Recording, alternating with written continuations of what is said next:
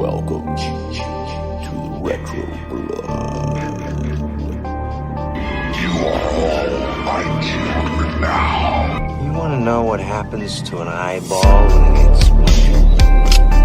You got any idea how much blood jets out of a guy's neck? You've come back to us, Michael. So you can stop the rage. Did you know that a young boy drowned the year before those two others were killed? The counselors weren't paying any attention. They were making love while that young boy drowned. Jason was my son, and today is his birthday. We'll tear your soul apart. Get me back my head. Get me back my head. Don't be afraid. No. Be afraid. Be very afraid. Welcome everybody to the 100th episode of the Retro Blood. Here we are, 100 episodes, doing this long camp, talking Friday the 13th, part 2. That's right. If you like Sack Jason, if you like a guy in a wheelchair who's in training, if you like teenagers having sex, if you like skinny dipping, if you like a casino bar that looks like a house and they got drunk at, they're drinking Budweiser, I saw it, and then they came back, they weren't drunk at all, fighting Jason, then this is the review for you, brother, because Retro Blood is talking all about Friday the 13th, part 2, part of our 100th episode, man. J.A Alison, James Kline. What's happening, man? Celebration What's time. up, man? Celebration time. Yeah, I like all of those things, honestly. So I'm all about this movie. I love it. That's my favorite Friday the 13th movie. This has to be the best simple horror movie of all time.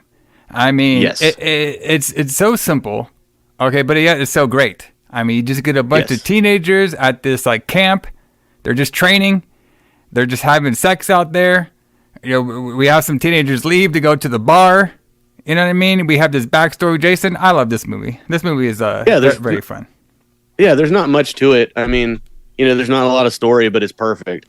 But yeah, like you were saying, this is episode 100, man. Like I'm excited about this. Me too, brother. I've been looking forward to this for a while. For a long time. 100 episodes, brother. Let me celebrate the only way we know how to. Did you hear that? That was a pop bottle right there. I heard that. I heard that pop bottle. I'm drinking tea, so tea, brother. I'll click my. No, Are you in training? Are you in training like our boy Mark? I mean, I am in somewhat in training. Yeah, what was he training? It's not I liked when the girl's like, "What are you training for?" He should have been like, "Well, it was to fuck you." Yeah, he's like, "What are you training for?" Like, you know, you're in a wheelchair. This is a great movie. But maybe he's like one of those wheelchair basketball guys. Yeah, drinking the for everybody out there, I'm drinking the Shiner Oktoberfest. Pick it up. Nice. If you're near Shiners, it's a great beer. But so 100 episodes. So one thing I found out, this is interesting. So did you know that 44% of people who start podcasts don't do more than 3 episodes? Damn. Fuck. Like most, like 44% of give up after 3 episodes, and we've been doing for 100 episodes. Like, you can't tell us nothing. Like we do it no matter what. That's true. Yeah, it's true. we get this shit done. I got a story about that too. Well, first of all, we on our feeds we actually have more than 100 episodes.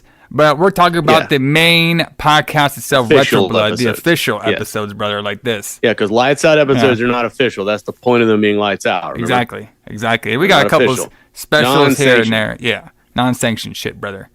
But, you're right about fucking doing it, like, no matter what. Because, like, even today, before I get on this fucking show, not only do I get stuck in traffic, all right? Yep. But I had to go buy the fucking Taco Bell. I fucking hate Taco Bell. Okay. Me too, man. This is fucking. Why is it so all I ordered, and it wasn't even for me. It was for you know who. Everybody out there, the fucking No Fear out here. All right. No Fear. She who will not be. There's a reason I call her No Fear too. Maybe I'll explain that later down the road. But the fucking all I got was 2 crunchy tacos, no lettuce, and the Chipotle chicken burrito thing. It literally took them 20 fucking minutes to make the whole shit. And there was like 2 teenager people up there just laughing the whole time. I'm like, God damn it, get me the fuck away from this shit. I fucking hate Taco Bell. Yeah. Yeah, I mean, honestly, since COVID and since you can't, it's like hard to get fast food. Yeah. I've kind of like, it's kind of stopped me from eating it, which is kind of That's good. Because I used to like, you know, like when I get out of work, like, you know, out of doing work or whatever real late at night, and I'm just like hungry, like, you know, like tonight, it'll be late, you know, when we're out of doing the show, and I'm like, you know, I don't want to cook anything. I'll just go to like McDonald's or something. Yeah. But I know if I go to McDonald's, it's going to take me an hour and a half to be able to get a cheeseburger. So exactly. And you even get the drunk people out there too. Yeah, exactly. Getting that shit. So I mean, I got me rather Panda just not Express. It was great. I got that Panda Express, no problem. But waiting the fucking line at Taco Bell. Not only was there traffic on the way home, but it was fucking Taco Bell. So even with those hurdles, I still make it here on the podcast, drinking a beer, talking about the Sack Jason. Sack Jason. That's my favorite Jason. To be honest with you, I think I might like him the best too, because it's such a. Well, I mean, we'll get into it during the review too. We'll get into why. But fuck it, we'll just do it now. This is 100 episodes, brother. So so I think the Sack Jason is actually pretty like creepy. You know what I mean? Yeah. And it makes him a little more realistic than the hockey Jason, which we'll be talking about next week. But I think it makes him a little more creepier, a little more like just mysterious. You know what I mean? Like, who the fuck's under that mask? What does he look like? You know? Yeah, this is kind of the last one. It's still a little bit like this in part 3. But this is the last movie, well, I guess the only movie with Jason in it where he's actually realistic, where he's actually a human being. Yeah. And, you know, because especially in 4, he starts really becoming like, you know, a superhero. Like he's just, he has superpowers. Yeah, it's interesting to see the progression, which we'll be talking about, of the normal, I can knock you down with a car, Jason, to if you throw a rocket at me, I won't even fucking move. The steroid Jason. Right. So it's going to be very interesting getting into all that. But everybody, like on every Retro Blood that we do, we talk about what is going on in the world of the pro wrestling and the metal around the release date of this movie. And the cool thing about the Friday the 13th series too is like we're pretty much going to hit like almost every year of the 80s, which is fun. Oh yeah, and that's going to be great. So that's pretty cool. I love that part. There is going to be a couple years we're skipping, but we're pretty much going to hit it all. So this movie came out after the success of the first one, pretty much a year later, May 1st, 1981. Okay. Yes. And I know you got some metal for it, so I'll do mine first though, because mine is it's something. You talk about like total opposite of what was going on. So there's this show that I'm pretty sure it was Vince McMahon Sr. was the main head at the time of the WWF, and it was a show called Wrestling Challenge. Okay. Uh-oh. And they had an episode, May 1st, 1981. It could have been May 2nd, but May 1st is what we're going for. Now, this episode was like, okay, you guys can find this on the Peacock. All right, so if you had the cock, you got to search Wrestling Challenge, and you got to look up May 1st or May 2nd, 1981, okay? So this has to be the most boring wrestling hour show I've ever seen in my life. I mean, fuck, this show was so fucking boring. Holy shit. Like, yeah, I couldn't even believe it. Sounds bad. I couldn't even believe it. So check this out. Check out the matches we got here. Okay, hopefully I got them all, because like this, I'm going off memory, because I was watching about 20 minutes into this, and I was like, I ain't writing notes for this shit. I'm just fast forwarding. It was bad. So, but there is one interesting aspect to the show that I thought was very interesting. So, well, first of all, the first match we got is the fucking Moondogs. You ever heard of the Moondogs before? Yeah, Moondog Rex and the other one. Yeah, they're basically like the 1980s versions of the Godwins. All right, these guys are so fucking fat and slow. I mean, fuck. I mean, I never seen a fucking slow. This tag match was the slowest tag match I've ever seen in my life. Okay, they didn't do anything. They just went out there and grunted the whole time. All right, I was like, fuck. So they won. All right. And the next match we see is Tony Atlas, which we talked about Tony Atlas before. He's a good wrestler on here. But this guy looked humongous. He looked like he could have played Jason. Okay? I'm surprised they didn't get this fucking guy to play fucking Jason and later on in the series, because this guy was fucking humongous. I'm talking about huge. I mean, jacked to the grill, the fucking gills, man. It's fucking crazy. Humongous. Looking. He was humongous instead of humorous. And he didn't do jack shit. He just like posed the whole time. Oh, of course. And he fought this like jobber that was like super duper fat. The slowest fucking match I've ever seen in my life. I mean, fuck, it was bad. All right, and then body guy versus a fat guy. How did he beat the fat guy? Fine, I don't know. I just fast forwarded it. And to be honest, I couldn't stand it. I'm sorry, guys. I couldn't take this anymore. I know we're supposed to do research on here, but I just could not do it. I could not do it. Okay, I'm sorry. I couldn't find anything else for wrestling. I just found this fucking show because I like to watch. You know what I mean? The show if I can to like give a better aspect than just reading it off of paper and giving our thoughts. Yeah, I couldn't find a lot of wrestling I want to stay either. But the fucking tag match was so random. Okay, so, like, you know how they're, like, big about, like, oh, yeah, Trish and Lita were the first ever main event Raw, even though they weren't. It was Stephanie and Lita. They're the first women's to ever main event this match, and the women's do all this. Bro, back in May 1st, 1981, on Wrestling Challenge, we had a tag team match with two women. You know what I mean? Two teams of women. Mm-hmm. And my God, like, I couldn't even watch this match. It was so slow, and then they were just like they were actually out of everybody the fastest people on the show, but it was of course run by the fabulous Moolah. So the less to talk about her is probably the best. But it just fuck, like there was like nothing going on in the show. It's crazy. Especially like to compare to like, okay, we're going to go to this wrestling challenge show or go see Friday the 13th part 2. I was like, well, this show probably fucking bombed in the fucking ratings. That's for sure. For sure. One thing though, like you mentioned, like you're talking about how, you know, like during the women's revolution, like, at WWE when they really started like focusing on women's matches and had the women's pay-per-view, which had gone on. You know, they'd been doing that for, you know, nearly 20 years before that, but not to the extent that they were like focusing on it after Charlotte Flair and those guys got there. But yeah, you're talking about like Trish and Lita main eventing Raw. Yeah. As like a watershed moment. And also like with women referees, but back in the 80s, the WWF had women referees.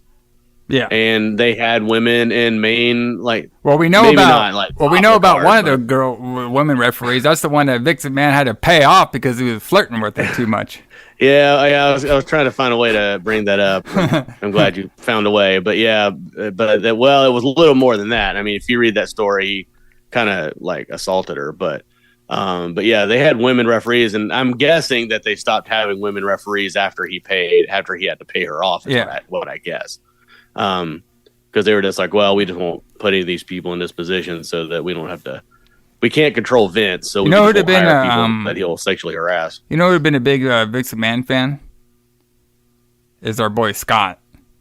Yeah. On Friday. Yeah, he would have been a big Vince fan at the time. Yeah. Yes. I completely agree with that. But yeah, so you found us like the worst WWF show. Yeah, but I mean, they can't all be winners, right? We got to do one of these every week, so they can't all be winners. They can't all be winners. But the one interesting aspect of the show was the commentary team, which was Vince McMahon, guy we just talked about, and Pat Patterson. Interesting. So I think that's very interesting because, you know, the main two figureheads of 80s pro wrestling, taking it to a boom period, was Vince McMahon and Pat Patterson, because a lot of people might not know, but Pat Patterson was one of Vince McMahon's like right-hand man of booking the 80s, of booking the matches and booking the storylines and then booking, you know, a lot of, you know, he's credited for the Royal Rumble, Pat Patterson is, because that's one of his creations, but he was also a really good finish guy. And a finish guy pretty much means is as somebody's entered the match of what the finish is going to be to lead to either a next match or a feud. And he was actually really well known to be that guy, especially in the 80s. So, yeah, and he would continue to book into the 90s too. Oh, yeah. He would book for a long, long time, like even in the 2000s and everything. Now, he wasn't as prevalent in some areas, but he would always give his advice and obviously give his advice to younger talent, before he passed away. But, to me, the 80s in the WWF, we had like three figures. We had Vince McMahon, Hulk Hogan, and Pat Patterson. Pretty much dominated the 80s. You can add Bruce Pitcher in there for maybe a fourth, but those three figures in the WWF were the three prominent figures to make that company explode. So it's kind of cool to see them on screen together during the wrestling challenge to see what they would become. But the actual episode totally sucked. So... They can't all be winners, right? Yeah, they can't all be winners. So not every show is great. Yeah. However, for metal, we do have something that's great. So I had to scour the world to find this information. Yeah. Oh, that's nice. So it took me a minute to come up with something for this, but we've talked about this guy before, but we haven't talked about him in a while, so we're going to bring him back up. So May the 1st, 1981, the day this movie came out, the world famous, the great Ozzy Osbourne had just started the North American leg of the Blizzard of Oz tour, which would be his first solo tour. Nice. So, he had Randy Rhoads. We talked about Randy Rhoads' death in 1982 earlier on the show in the archives somewhere. Yes. And so he wouldn't die for another year. So this was like the kind of the glory time of Ozzy Osbourne's solo shows. So he had already fired Bob Daisley and Lee Kerslake. So Bob Daisley on bass was gone and Lee Kerslake was gone, but he had hired Tommy Aldridge and Rudy Sarzo, who are both very good, competent replacements. They're both very, very good musicians. Rudy was just coming out of Quiet Riot. I guess I'm assuming that Randy Rhoads knew Rudy Sarzo from being in Quiet Riot, because Randy was in Quiet Riot for a while. But yeah, so they had started their tour and they were playing that night in Boston at the Orpheum Theater. They had a really good set list too. This would have been a really, really good show. It starts off with the classic "I Don't Know," then it goes straight into "Crazy Train," which is weird to think that Ozzy's biggest solo hit was like the second song. Yeah, but these weren't hits yet. So, yeah, exactly. It takes a little bit to get a hit. Yeah, exactly. So they start off with "I Don't Know," which he still opens with today. Then "Crazy Train," then "Believer," and then "Mr. Crowley" was the fourth song, and "Flying High Again" was the fifth song. So he'd done like almost all of the hits in the first five songs. But then he finishes up. The 80s was kind of like that though. You know what I mean? You gotta get your main shit out first, and then all the other stuff you can lay towards the end. That's true. And luckily, he had his Black Sabbath catalog to fall back on. So he finishes the show up with Iron Man, Children of the Grave, and Paranoid. That's probably why he did those ones. Nobody went home unhappy, I'm sure. Yeah. But I've always wanted to see a Randy Rhoads era Ozzy Osbourne show. It's just one of those things that I'll never get to see because I didn't live during that time. Yeah. But that'd have been a good show. Yeah, that would have been a great show. Have you ever seen Ozzy when he wasn't with Black Sabbath? Because I know we both saw that Black Sabbath tour. No, I never seen him solo live. No, Black Sabbath is the only time I've ever seen him. Yeah, I've seen him a couple of times. I do have this funny story about it though. That it's not really funny, but it's funny to me in a dark kind of way. So I wanted to see Ozzy again, right? And my friend Mark is known as having like the world's worst luck. Oh, okay, Mark. Like he has all these crazy. Yeah. Is it like when Triple H told us we all have our friend Mark? No, it's not like that at all. No, Mark's a good dude. He just has really bad luck. Okay. And does he bitch online? He has this. No, he doesn't pitch online. Okay. He has this story, and he has a story that he always told me about. Because Ozzy Osbourne is his favorite artist, and he has a story about him and his ex-wife, and he was going to go see Ozzy Osbourne, and she caused some kind of problem, and he didn't get to see Ozzy. He missed Ozzy. So I always thought, I was like, maybe I'll just get me and Mark tickets to Ozzy when he comes back around. So I did, so this is pre-COVID. So I got tickets for this Ozzy show, and Ozzy canceled 4 times. Oh, shit. And finally the show was canceled altogether, and it never happened. Now Ozzy's has Parkinson's and he'll probably never tour again. Yeah. And every time I think about it, I keep thinking if I'd never bought Mark a ticket for this show, I would have got to see Ozzy again. Dang. That's how 4 times he canceled. That's crazy. I blame Mark for this. But anyway, that's my funny. You told your funny Taco Bell story. I told my funny Ozzy Osbourne story, and we might be ready to move on to who booked this shit. Who booked this shit, brother? There's a lot to talk about when it comes to this movie. There's a lot, yeah. And obviously, we don't like to have this podcast go at least 3 hours, but we probably could with this fucking movie. But I'll do the bullet points. So there's a couple of things that happened with part 2 that I found very interesting. Okay. Mm-hmm. So we have a new writer and a new director. Okay, that did part 2. Yeah. So the reason this kind of happened, which I found was pretty interesting, was because there's a couple of things. So basically, the success of the first one. You know what I mean? Obviously, we've seen this before a lot in the 80s. But you have a successful first movie, they're obviously going to make a second one. But the original creator, like Sean Cunningham, they thought the Friday the 13th movie franchise was going to be like an anthology series. Kind of like how they wanted to do Halloween. Remember when they're doing Halloween 3 Season of the Witch? They wanted to make Halloween like an anthology series.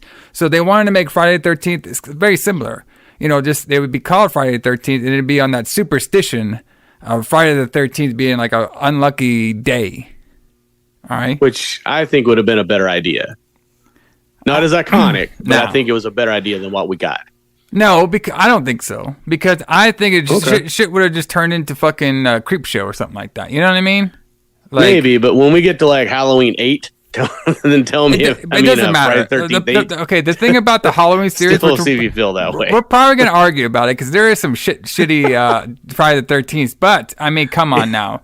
We'll talk about it next week, number 3. But when Jason gets his fucking hockey mask, I mean, that is the most iconic. He became like a legend, basically. He became like an iconic figure. You see a hockey mask, you see a machete, you know who the fuck this person is. He's in every fucking Halloween store, every Halloween, every year. Jason's around. Yeah. I mean, if they would have done the anthology series, we never would have got that, and that would have been horrible. No, we wouldn't have got any of that. You're right. That's what I'm saying. It became more iconic because of the hockey mask. But the idea, I think, would have been better if it was just. But you're right. It would have been like Creep Show. It would have been like getting a new Creep Show every year. But yeah, you're right. The hockey mask is Jason. I mean, I bet there are people that call it a Jason mask now because pretty much it's been so long since hockey players wore masks like that probably hardly anybody knows what that is. Yeah, if you just showed it to them. Exactly. Oh, and number 3 is gonna be very fun next week. Because I remember how he gets the hockey mask, and you think it's going to be some legendary moment. You know what I mean? Like the fucking mask opens up from the sky, he gets it from Satan or something. No, we'll get there though. We'll get there. But pretty much what happened was the Paramount was like, no, brother, that don't work for me, brother. You got to have this fucking Jason guy in here because everybody is interested because of that fucking Jason scene at the end of the movie. They want to see more of Jason. And Cunningham and Tom, all of them were like, nah, bro, that was just supposed to be some sort of joke. Yeah. That was like, no. Tom Savini just thought it would be a joke. Yeah, I was like, whoa. You're like, whoa, brother. No. Like, it doesn't make sense if Jason comes back here. And if you look at it, though, when do you want to explain the timeline? Well, I mean, I thought we'd just talk about it as we go. When we start talking about the beginning of this movie, I'll explain it because I know we had an argument kind of earlier today about the timeline, but the information that I looked up was incorrect, and I believe you are indeed correct about the timeline. Yeah, brother. All right, I know my Jason shit. All right. You were right about something. Let's move on. But the timeline doesn't make sense, and I'll bring that up when we do it. And I okay. actually have a theory too. I have a theory too about why I can kind of like make it be believable. All right, but basically, does it involve time travel? No. Okay, but good. That would have been. Oh, that's a good one. We'll save that one for Jason 5 or something. Anyway, so like basically they didn't agree to do it. You know, like Sean and Tom Savini, they didn't want to do it because they didn't see the point. They're like, well, there was no story there. You know, so basically the director guy that did this movie was Steve Miner.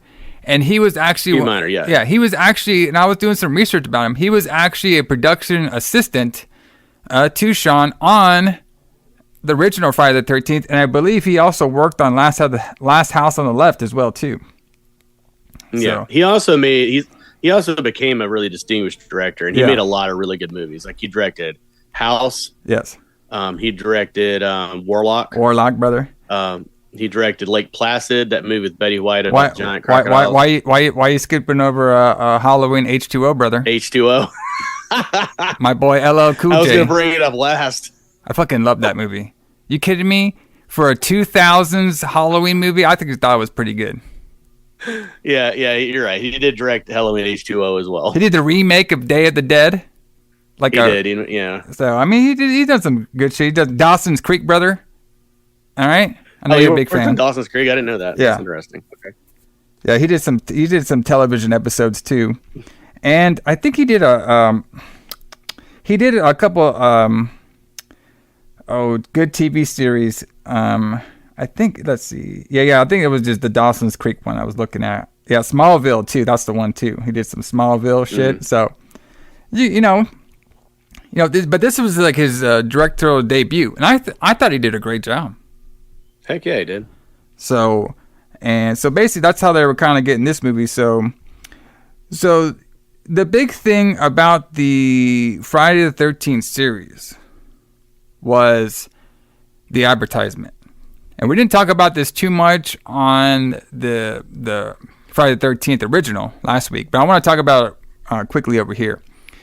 So the big reason that the original Friday the 13th actually took off, all right, was because of the way they advertised the film. Okay. And basically what it was it was like, hey, you're going to watch this movie and you're going to see some fucking death. Okay. Like, yeah, they're pretty much straight to the fucking point.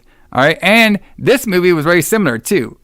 Cause they're like, I was watching all the ads and all the advertisements and stuff, just to see how they're like the little, most horror films are just the same, they got the same intro. There might be some spooky shit, do a couple scenes.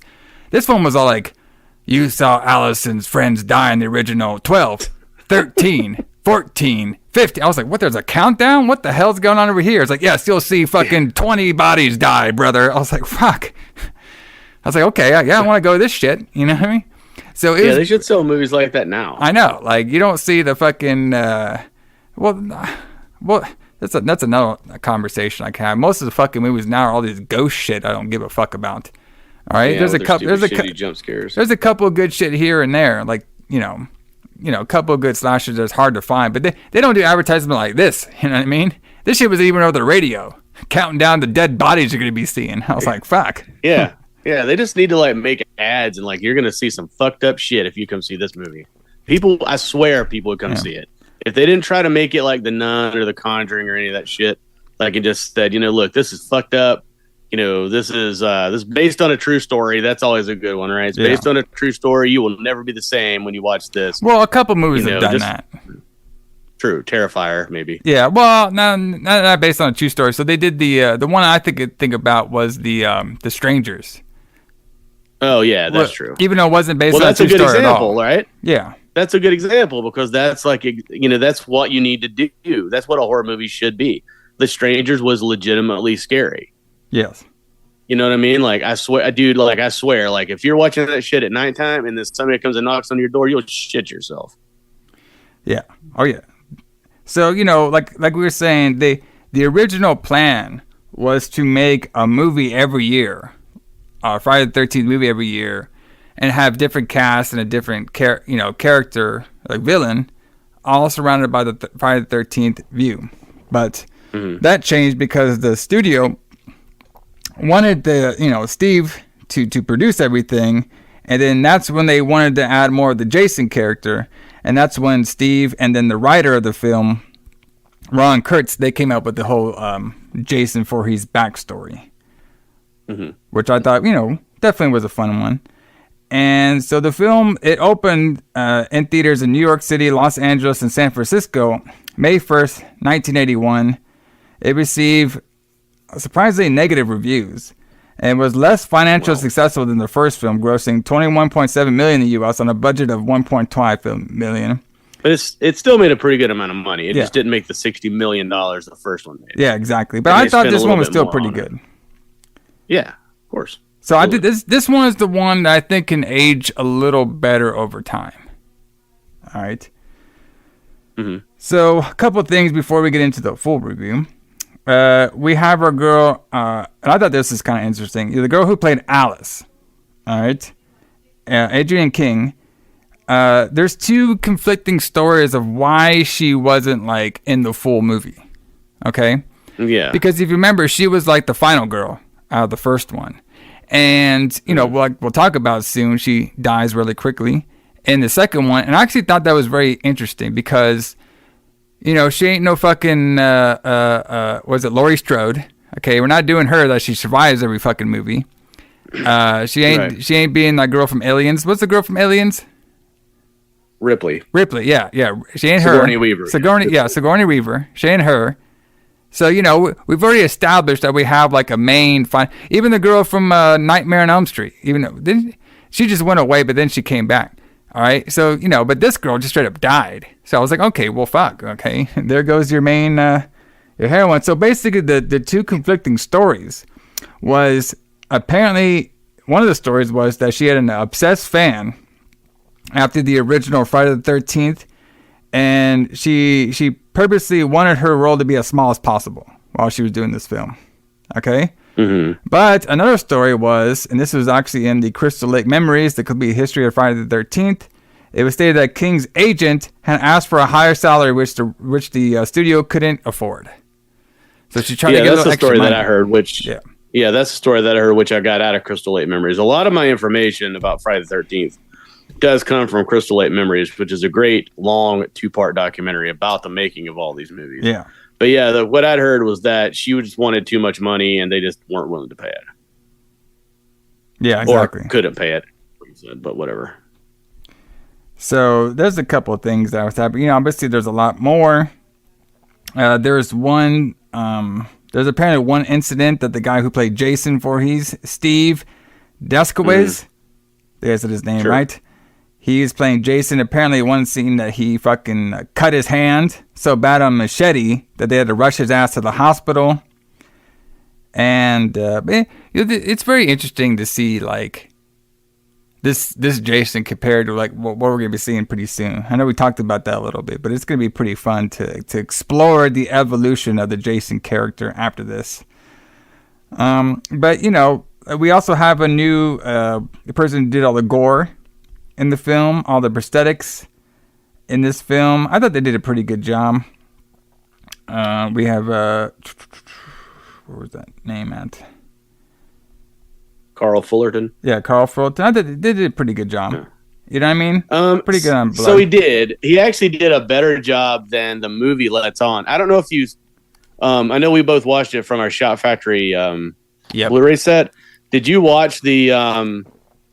Yes, I did. Yes, I did. Yeah, so that looks if those were in the movie, I think that he would have gotten a lot more respect for the effects on this movie. Well, remember during this particular era, they cut a lot of shit down.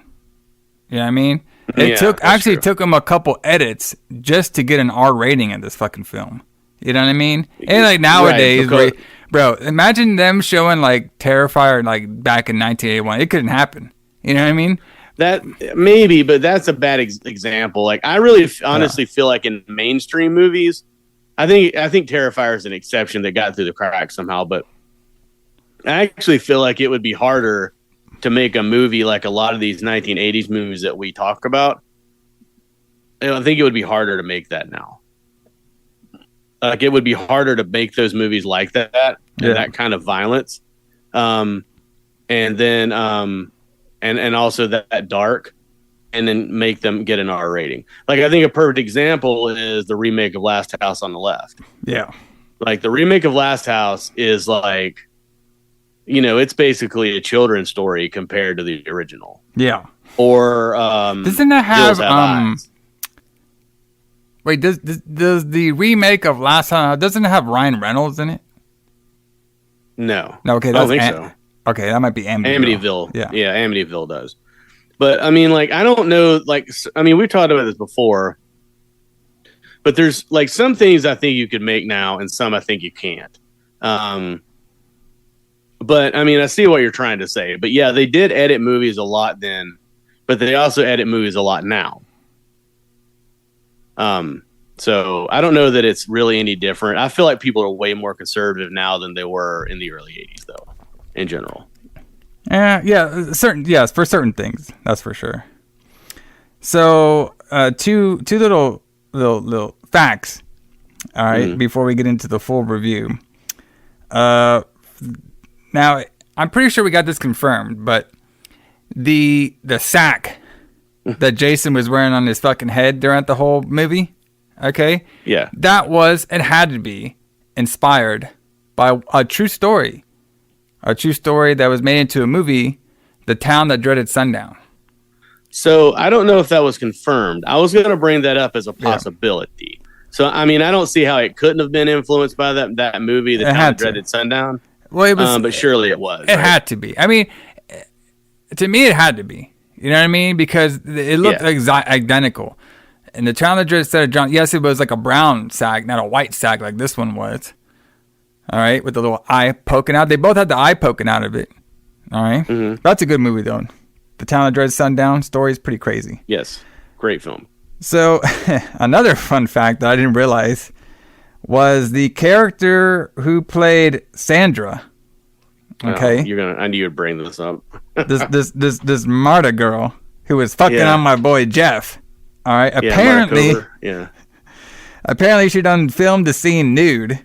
All right. Yeah. And then Paramount's like, how old are you, bitch?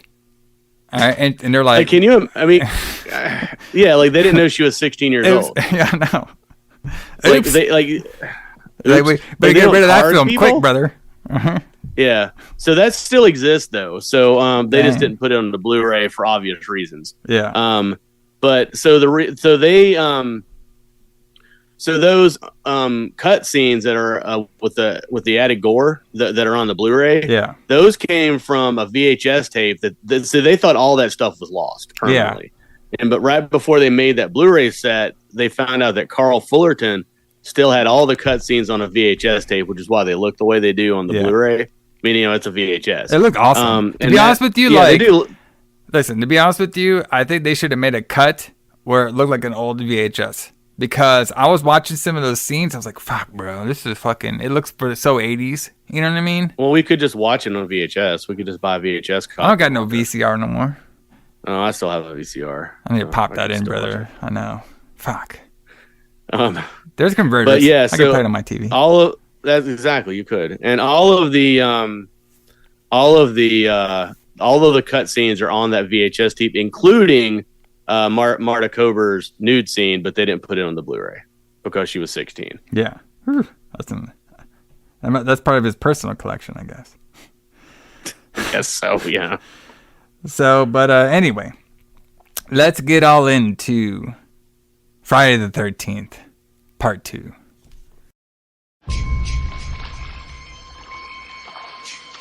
I don't want to scare anyone, but I'm going to give it to you straight about Jason. Hey, you guys, look at this. It's Camp Blood. This place is on the same lake as we're going to be. You still out there? Jason. Some sort of demented creature. If I was you, I'd have located in the next county. Quiet for 5 years, and that's the way we want to keep it. Legend has it that Jason saw his mother beheaded and he took his revenge. A revenge that he'll continue to seek if anyone ever enters his wilderness again.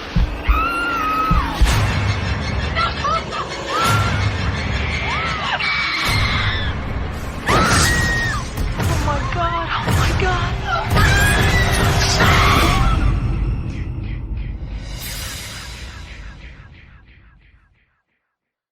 All right. So we're here. We start off by seeing this like little kid walking in the rain. And I was like, is this fucking it? Did I get the right movie? I mean, well, granted though, it hasn't been released yet. You know, right? I'm pretty sure the book. Released. Now, did the book come out? I know I'm putting you on the spot here. Not 1981, no. I think the book came out in like 1984 or 1985. Okay. So it was inspired by Friday the 13th Part 2 opening scene. Sure. Kid playing in the fucking rain. Mom tells him to get away. So then we see Jason's footsteps, which we don't know whose footsteps these are at the time. But we're like, okay, this must be like a killer. All right. Mm-hmm. So now I totally keep forgetting about this when I watch this movie, that we have a whole recap of the first fucking movie. Yeah. Right? Like the movie's only an hour and 26 minutes long, and the first 5 or 6 minutes of the movie is a recap of the first movie. Yeah. I was like, what am I watching? Silent Night, Deadly Night 2? What is going on here? All right. So it's Alice. She's having one of them nightmares, brother. Okay. And we got the recap. The recap is only like when she met Pamela Voorhees. All right. And I still like the scene where like Pamela's like whooping her ass and like banging her head against the fucking sand. I don't know why I like that scene so much. With her fucking super strength.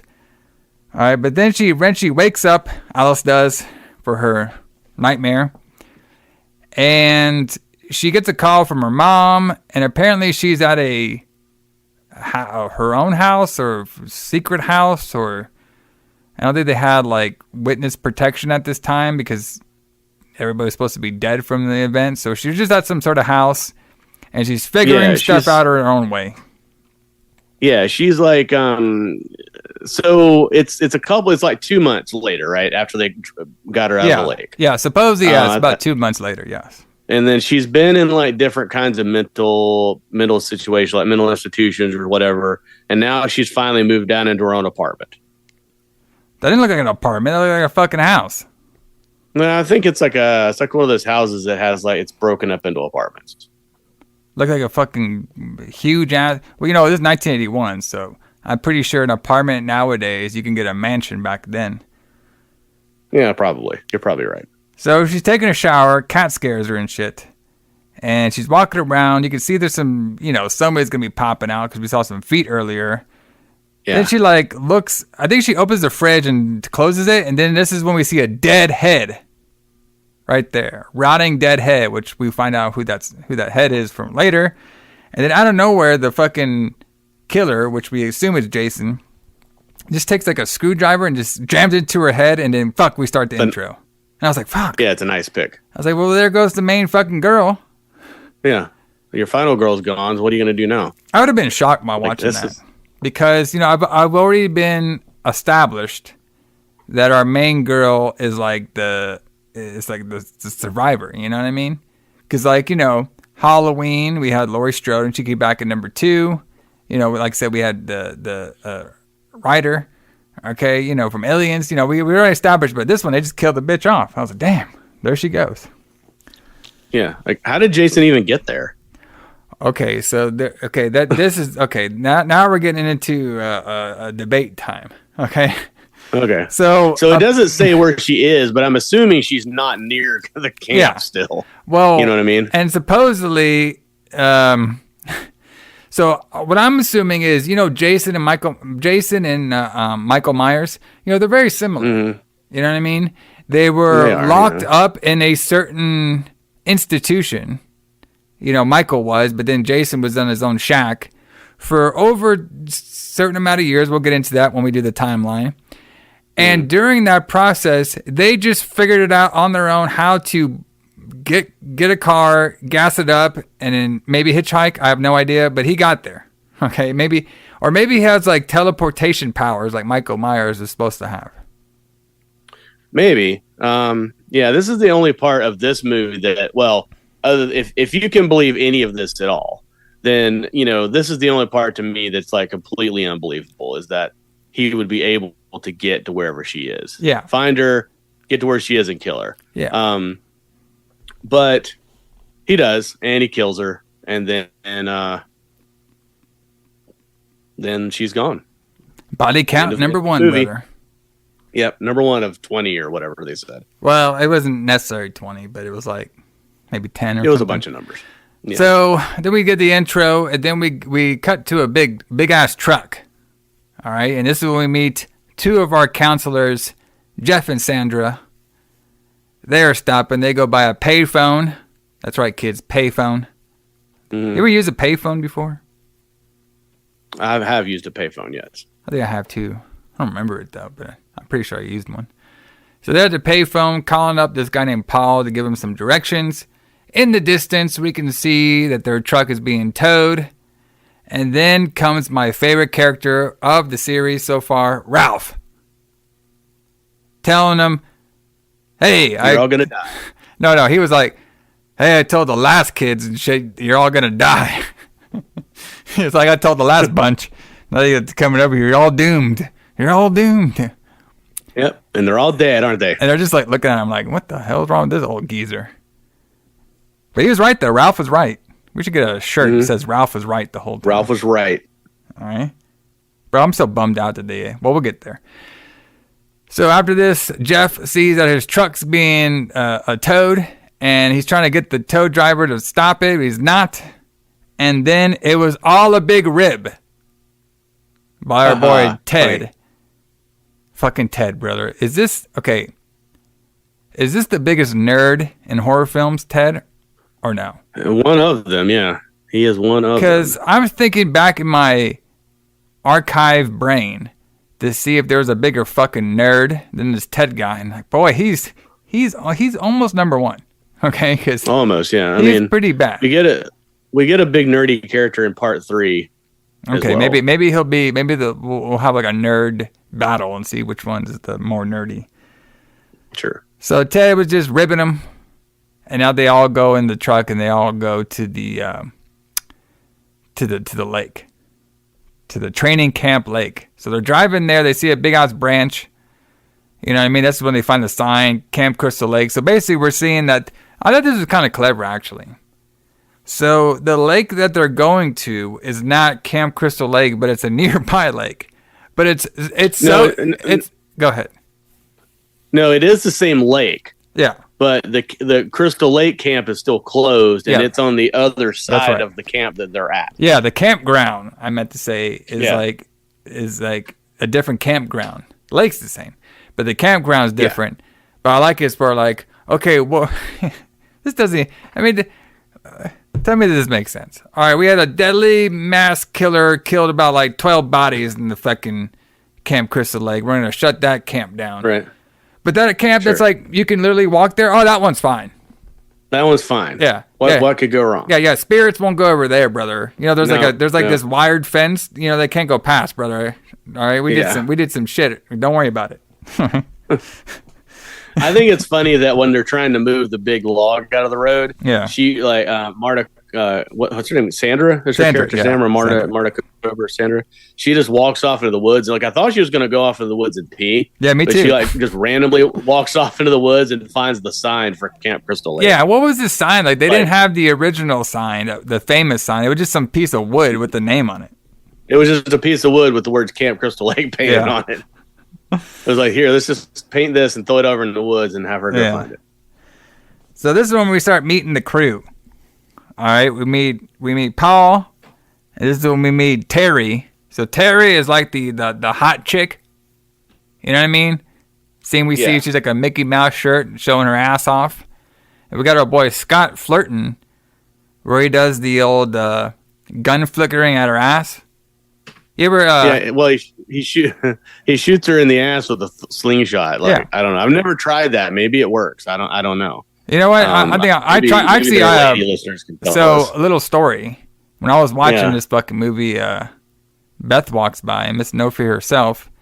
I was like, okay, she's kind of wearing the same kind of pants here. So what I did was I took a Pepsi bottle cap and I threw it at her ass, but I fucking missed. Damn it.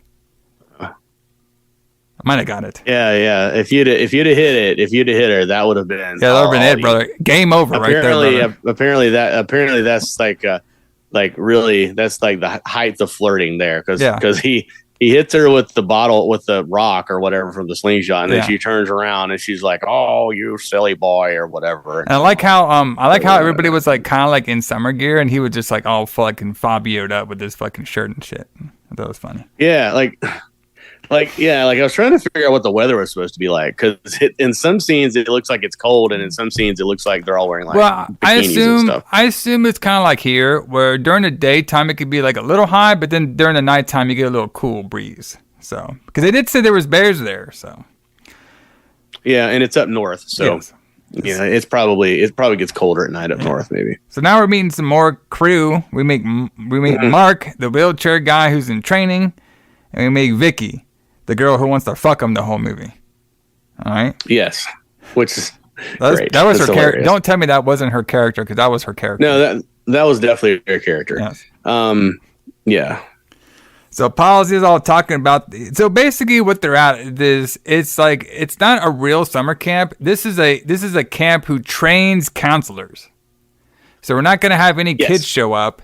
We're just gonna invite a bunch of like teenage / well, I guess most of them were 21 because they all went to that fucking bar. So a lot of like middle-aged teens or shit or something. Or yeah, no, like maybe. younger. I mean, also younger. You gotta consider adults, too that adults. you got to consider too that the drinking age hasn't always been 21. It used to be 18. Okay, that makes sense. And they're getting fucked. Yeah, in this movie. Yeah. So I'm pretty sure in 1981 the drinking age was 18, but I could be wrong about that. Yeah. So the Paul is like the main counselor teacher, and he was basically saying that everybody in this that's got to this training camp has been a counselor before, and some of them he's worked with before, but they're basically here to hone their skills of being a counselor. I wonder if these things actually exist. I don't know, like there's summer camps that are like training camps for camp counselors. Yeah. Like, I don't know, it's weird that they would go to that in the summertime, because normally they would be working their jobs in the summertime. Well, maybe this is an off season. Maybe it's an off season. So maybe they have to do this training camp before they can do actual camping. So maybe they have to do this, and then next year, if they survive, they'll go. Yeah, if they survive, they go to the real camp. If they survive, they'll go to the real camp. Yeah. So this is where we meet our girl Gina. Gina. Yeah. Then Jenny. Yeah. Jenny in it. Yeah, our girl Jenny. She shows up late. All right, in her fucking red car. All right, and she goes up to Paul and shit, and they just go to the fucking counselor room. Don't even say anything to everybody else. And Paul's like a little mad at her, but yet you could tell that they're flirting. Mm-hmm. All right, and he's like, "You didn't even call." She's like, "Well, the phones are not working." So we're getting a hint. We're kind of like, "Okay, we got." I like when they put like little hints. Oh, the phone's not working. I say, "Okay, well, we know nobody's gonna be calling no police when the shit goes down." Exactly. All right, and then basically you could see that Paul, like I said, Paul and Sandra are flirting, and he's fraternizing with the staff brother. All right. He tells them bears are around too. He tells the whole crew, like, "Hey, be careful out there. There's bears here." All right. So Gina, she's having a little car trouble. They're still flirting and shit. Talking about this. He gets some gas in his face, like smoke gas. He fixed the car. So, this scene I want to bring up because they're showing that the car is not reliable, which will come up later as well too. So we have two little horror movie hints of the phone not working and your car not being reliable. So now this part, maybe when I recap this, we can talk about the timeline. Okay. So I actually thought this scene was very good, and I think this is like a trope for like later horror movies that are in summer camps. So we have Paul around the campfire talking to the whole crew. Okay. And he is telling the story of Jason. Okay. So the story is that they're telling in this campfire is that Jason supposedly drowned in 1957. Okay. Then from seeing him drown, the mother went insane. So she killed the two, counselors in 1958. Then she waited until 1980 to go, because because we said in the first film there was a couple times they tried to open up Crystal Lake, but the water was bad and shit. So they opened up Crystal Lake in 1980, and that's when we had Chrysalis and his whole crew being in there. And, of course, Pamela is the one that murdered all them. But during all this time, Jason was, still, wandering around in the forest, okay? And he actually saw his mom's head being chopped off by Alice. And that is what drove him to be insane, to go supposedly kidnap Alice, because they never found Alice after 2 months after this incident happened, but there was blood everywhere, but nobody ever knows what happened to Alice.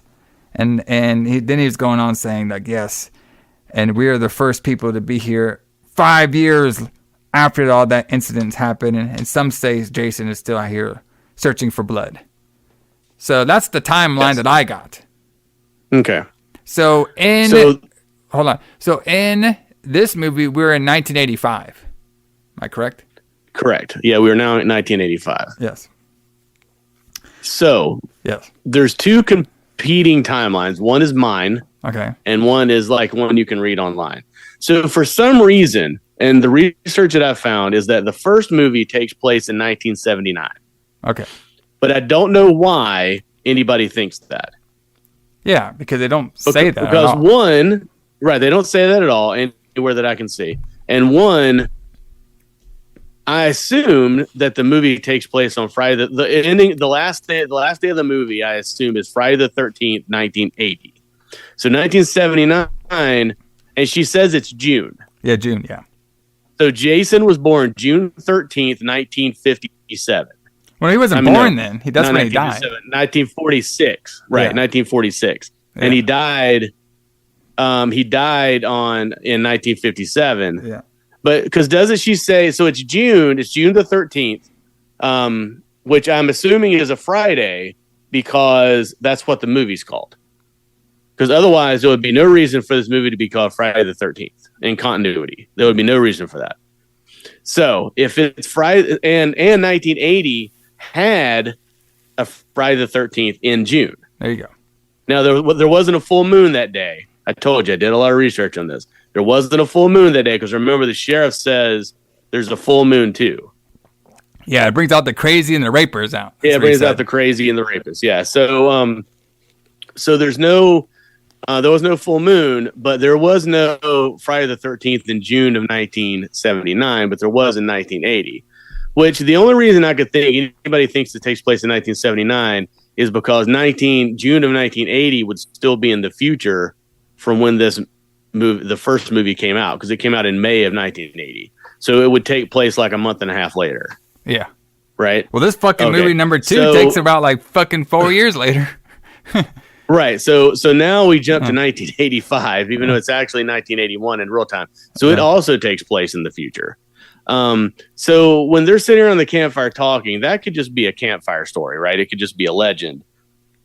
But it does fit the timeline better than what people commonly think of as the timeline for this movie. Because most people that I've read anything about talking about this movie is that the first movie takes place in the summer of 1979, but it's June, right? It's June.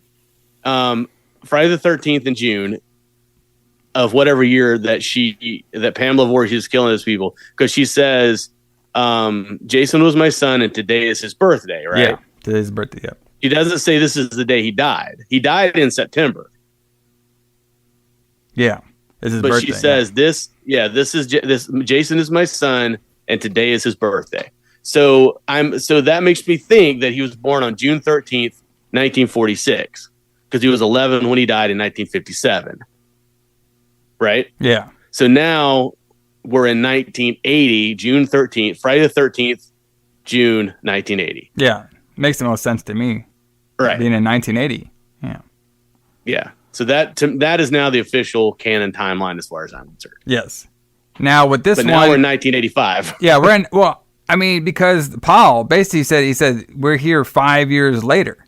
I mean, he said, and that wasn't part of the story. He's just like saying for a fact, like, yes, we are here 5 years later. It is 5 years later, right? So it's 1985. Yeah. Which I'm fine with, like, you know, jump. You don't have to be in the actual year you're fucking filming this shit. It doesn't really matter. Of course. So, but then after this, that was a good timeline, though. I think we all cleared that up. Now, there is one. Yeah. So basically, the big controversy with the timeline, though, is obviously in the original Friday the 13th, we saw Jason. He was a little boy, and he's the one that had attacked Alice. So that's a dream, though. That never happened. Yeah, that's a dream, though. So it was her supposedly dreaming about Jason, or it was Jason doing his best. What do they call it? Astral projection. Yeah, it could be. Could be him astral projecting. Yeah. But yeah, so the way I look at it is the ending of Friday the 13th Part 1 is a dream. That never happened. But it is by sheer coincidence that Jason is living in the woods. Yeah. Even though they never talk about that in the first movie at all. I got a question for you, though. Right. So we have determined that Pamela freaked out because her son drowned. And when you drown, you're pretty much dead. And that's why she became a raging killer, supposedly. Now, did she know Jason survived or no? No. Well, why didn't Jason come back to her and be like, hey, I guess what? I didn't drown, mommy.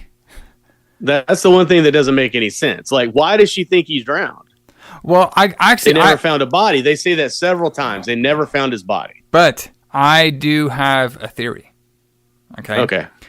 So Jason did drown, and he supposedly he's kind of one of those things where you drown, but you get pulled up and you survive. So maybe like he actually like survived, and then a year later, when she killed those two counselors because of what happened that year later, maybe then she found Jason out in the woods, and she's like, oh shit, well, you're survived. But then she's like, hey, I made a vow to you, Jason. If any counselors ever come back here, I will kill them. And I'll let you live here because this is where you supposedly died, and you're not the same Jason that you were. You're not my son. You're like this like other creature that came out of it. But if anybody comes and disturbs you in your final resting place of the Crystal Lake, I will make sure they die. So I'll poison the water. I'll do what I need to make sure this place doesn't open so nobody can disturb you because you became a creature that looks like you're from the Hills of Eyes. Yeah, exactly.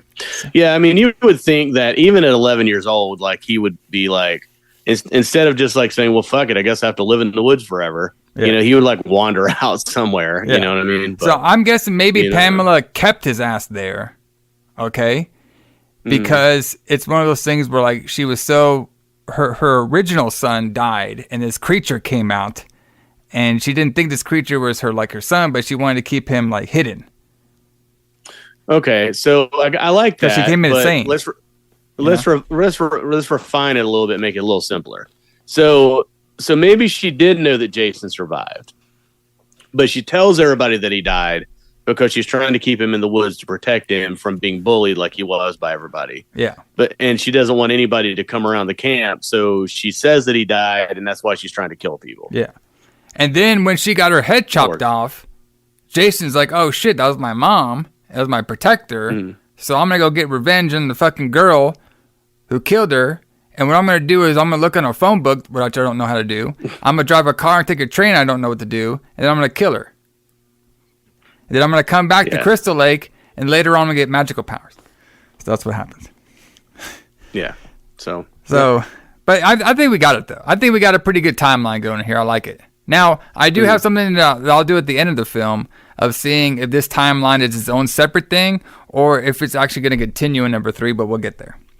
Yeah, that's what I was going to say. I'm wondering if we will catch up to our 5-year timeline because I haven't seen these movies in a really long time. Yeah. So I really don't know. Yeah. I'm actually learning this myself. And we're taking a deep dive in these ones, brother. Yeah. We ain't playing around with this Friday the 13th series.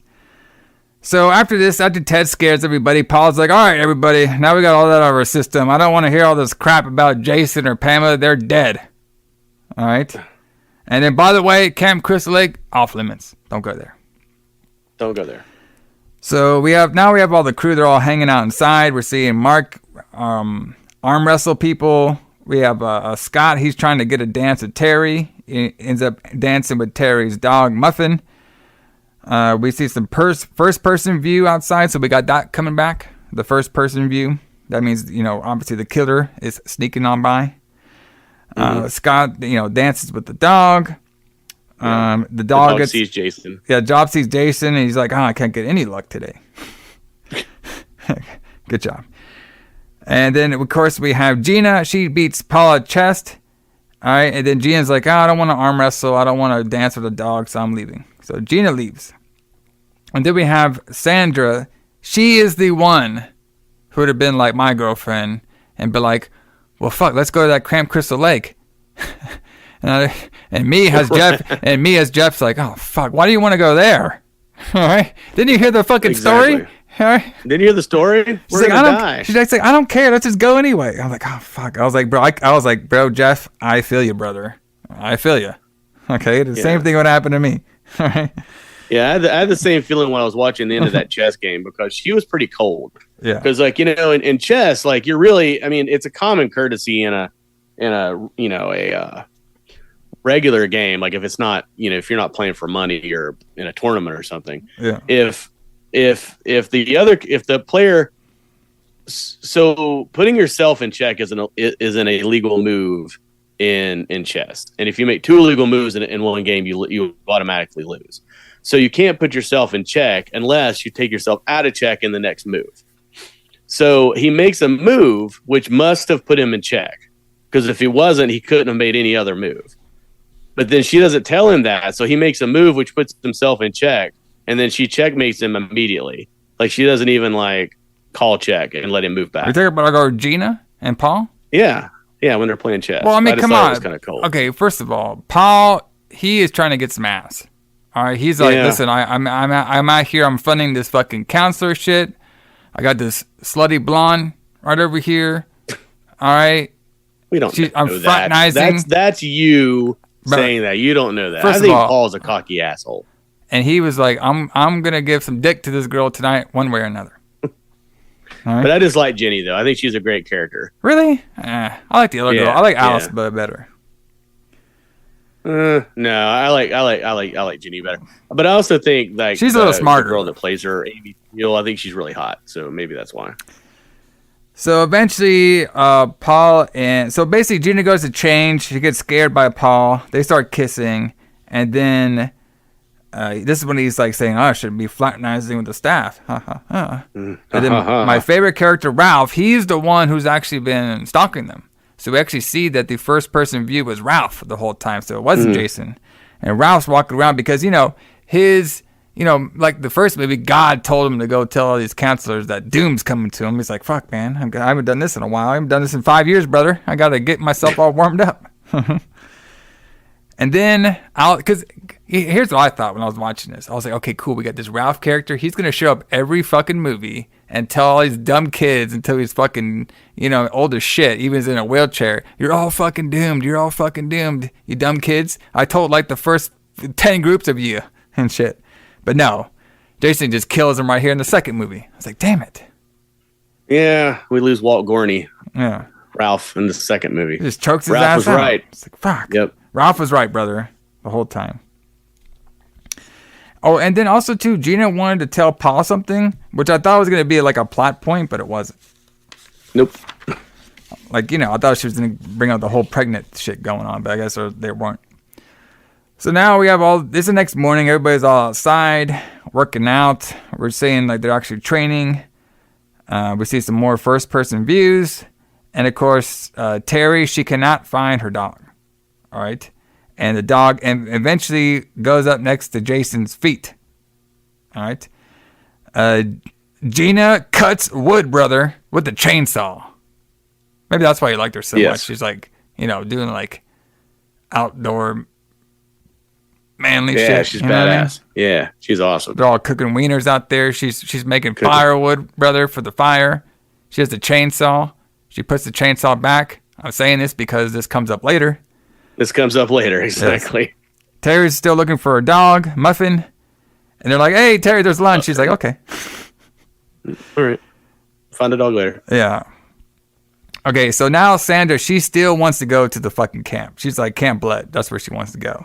And Jeff's like, oh, fuck, I don't want to do that. She's like, why not? He's like, it's a short walk. All right? We can tell everybody in the city that we went there. Stop being a fucking chicken shit. I was like, all right. Damn it. Okay, let's go. And then the rest of the crew is like swimming while they're doing this. And then we just see like, so they're off on their own, Jeff and Sandra. Gina's telling some jokes with some of the crew as well too. And this is when Jeff and Sandra, they go sneak into Crystal Lake. Super easy, by the way, to sneak into the Crystal Lake campsite. All you got to do is go over like they have it barbed wired off with 3 barbed wires that you can easily just like, jump your foot over. Yeah. There's no like gate or anything. You can just kind of go through the barbed wire, but it's like the weakest looking barbed wire there is. All right. So Jason's like stalking them, first person view, and they walk by and they see a dead dog that looks awfully like Muffin. All right. And then they get stopped by this police officer saying, "What are you kids doing here?" All right. So now we're back, and now the cops tell them like, "Listen, man, these kids cannot go over to that campsite. You all know what happened out there. All right.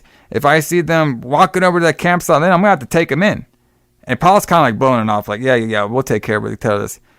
It's like, don't you, this place has been quiet for 5 years around here, all right? And I don't want any, like, stuff to happen around there, so please don't take them out there.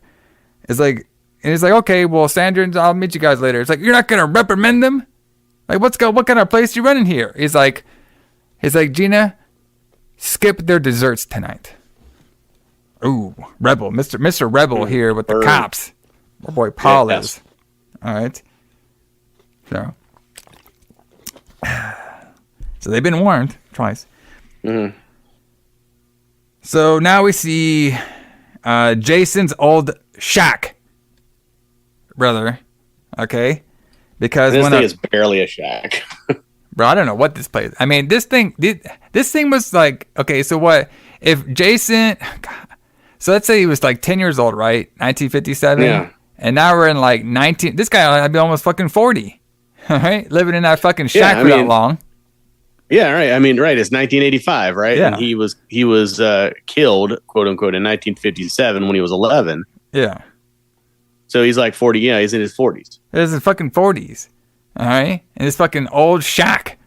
All right? So the cop, like, he basically, I guess when he was driving, he saw something out of his eye. So he's chasing the Jason throughout the forest. And this cop is moving, brother. I was like, fuck, bro. How many times did they... This is a fat cop, too. And he's, like, running through this forest, like, quick. So he looks around Jason's shack. All right? Shit's falling down. It's all decrepit and everything. And eventually he takes a peek into a shine room. And, of course, Jason axes his ass in the head. So now we have Paul. All right. I like the scene. So Paul's like, all right, everybody. Cause I guess they did like a little workout. He's like, that was only a test, guys. The real workout will come tomorrow. But this is going to be a last night of freedom. So whoever wants to head to the bar, brother, can go drink their ass off. All right. But which conveniently gets rid of a bunch of characters that we never see again. Yeah, exactly. Like there's like more than just like the main crew. For like the camp couch, there's all these like extra people like around everywhere. Yeah, like we never see the black guy again. Yeah, the black. Yeah. He just goes to the bar, brother, and he gets lost. Yep. So there is a couple people staying. All right. So Jeff and Sandra were forced to stay because of their actions earlier by going to the Crystal Lake. Mark is staying, and Vicky, because Mark's in training. He's not drinking right now. And Scott and Terry. Terry doesn't want to go. And, of course, our boy Scott is trying to get some ass, so he's staying behind, too. So the only main crew people that are going to the bar are Sandra, Jeannie, and Ted. They're all going out to the bar. And this fucking bar was like I don't know about... I want to hang out in this place, brother. It's Paul, Jeannie, and Ted.